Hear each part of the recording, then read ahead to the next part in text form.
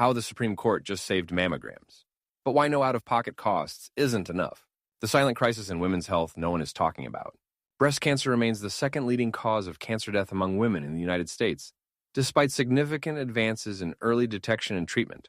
Mammography, a proven tool for detecting cancer early, significantly reduces mortality by identifying tumors at more treatable stages. Yet about 32% of eligible women are not getting recommended screenings, even when mammograms are fully covered with no out-of-pocket costs. This gap highlights a critical public health challenge, ensuring that available preventive services are effectively utilized. A recent Newsweek article revealed that 1 in 3 women skip mammograms despite $0 copay coverage. Delayed screening increases treatment costs by 18%, with advanced cases reaching up to $120,000 per episode, far higher than the costs associated with early-stage treatment. Insurance leaders suggest that the main issue is not financial, but rather communication. Many women remain unaware of their coverage or do not prioritize screening amid daily demands. As Chris Fong, CEO of Smile Insurance, noted, the problem isn't that services like mammograms are not covered, but more about communication. The recent U.S. Supreme Court decision in Kennedy v. Braidwood Management, Inc. added crucial context. On June 27, 2025, the court upheld the Affordable Care Act's requirement for insurers to cover preventive services, including mammograms, without patient cost sharing. This 6-3 decision was celebrated by public health organizations such as Susan G. Komen, which called it a monumental win for public health that preserves access to life-saving screenings and genetic testing.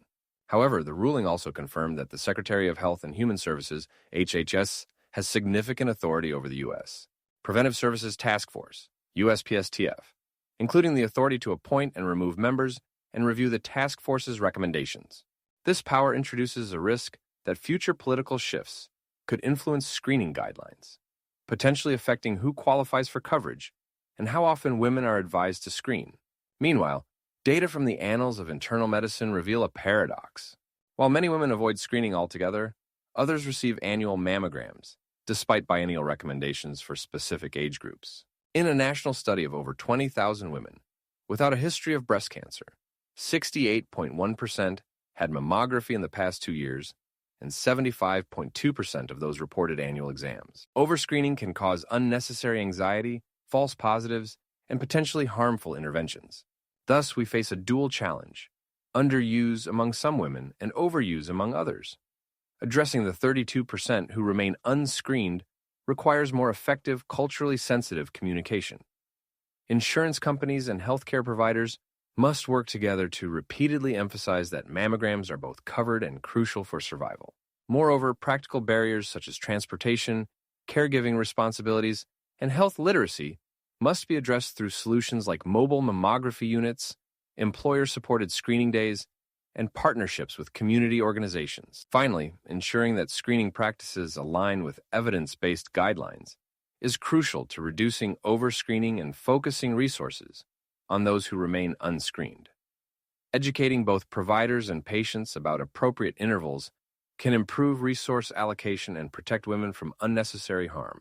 While the Supreme Court's decision safeguards access for now, the ongoing challenge is to close the utilization gap and prepare for potential future policy changes. By tackling communication failures, social barriers, and adherence to evidence-based guidelines, the healthcare community can improve breast cancer outcomes and save more lives.